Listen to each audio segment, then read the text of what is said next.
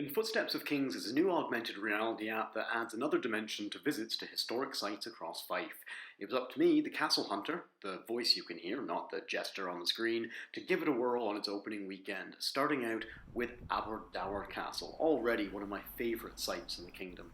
Aberdour is a masterclass in Scottish castle architecture. It's got everything from a 12th century ruined tower right through to a 16th century midsection that you might recognise from Outlander, right up to an 18th century wing. A little bit of everything. Not least is the garden with its wonderful terrace and fantastic ducat. The orchard could be relied on to produce staples like apples, as well as exotic goods like jasmine, and the ducat, with its hypnotic internal architecture, housed hundreds of pigeons, more than enough to see a hungry family through the winter. Much of what you see at Aberdour is from the time of James Douglas, the Earl of Morton and regent over the young James VI, making him one of the most powerful men in the kingdom. Here I am attempting an impression. You can judge for yourself how close I got. Aberdour is a great place to go with kids as well, with workstations where you can create your own crowns and design your own shields, and now there's another tool in that arsenal, using augmented reality to reconstruct the medieval castle. Now I'll confess I didn't get it on the first attempt, but once the stones are in place, 3 key facts about the castle are unlocked.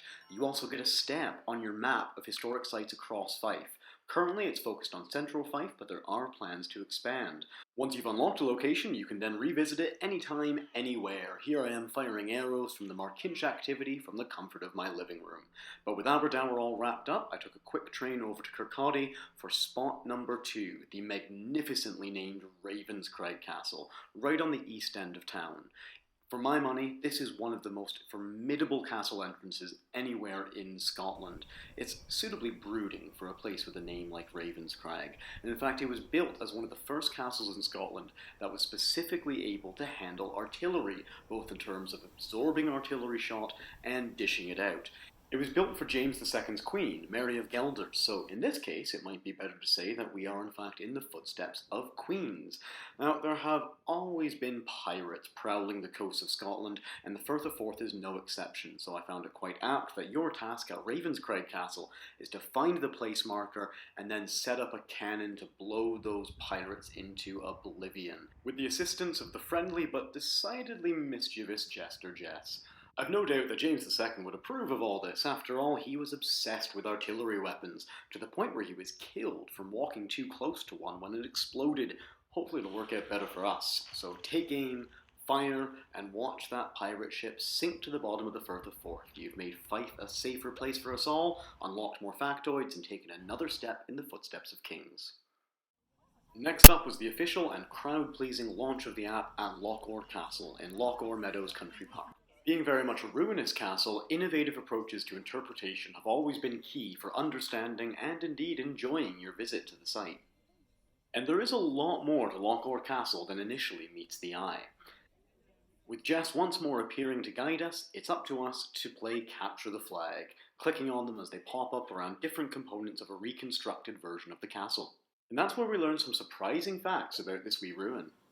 Now, as you can see, there's not a ton of the castle left, and in fact the whole site is a little bit deceptive in a sense, because you can just walk right up to it now, whereas Lochore Castle used to be on an island known as Inchgall, Island of the Strangers. It was a formidable fortress, a tough nut to crack, even if somehow you managed to get right up to its walls. And it's in fact right in the middle of Lochore Meadows Country Park, a lovely area not far at all from Lochgelly. I cycled here in about 10 minutes from the train station to give you an idea of how accessible it is. So hopefully, with the In the Footsteps of Kings app, as well as the brand new Fife Pilgrim Way cutting right through here, this little castle will be getting a lot more love in the years to come.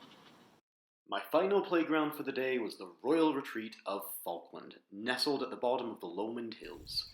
It's a place absolutely brimming with charm, and it's easy to see why the Stuart kings fancied spending as much time here as they could. Of course, they wanted to spend that time in style, and hence the Renaissance masterpiece that is Falkland Palace. Much of what we see is the handiwork of Scotland's Renaissance kings James IV and James V. However, by their time, it had already been in use for centuries, first as a hunting lodge, later as a castle, and then as the palace that you see before you. On a sunny day, it really does seem like a slice of heaven on earth, but for some, it was far from that. An heir to the throne was actually starved to death in the palace's dungeons, which might go some way towards explaining many reports of hauntings on the grounds.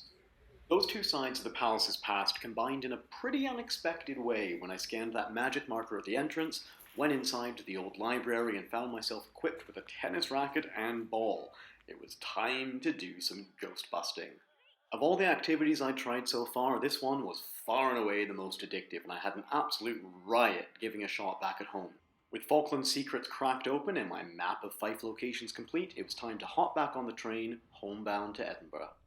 On the way, I made a bonus stop at the Forth Bridges, built where St. Margaret established a ferry for pilgrims bound for St. Andrews, to consider how apps like this affect how people, and in particular kids, engage with historic sites. And at the end of the day, creating fun, positive experiences for kids at historic sites is what apps like In the Footsteps of Kings are really all about.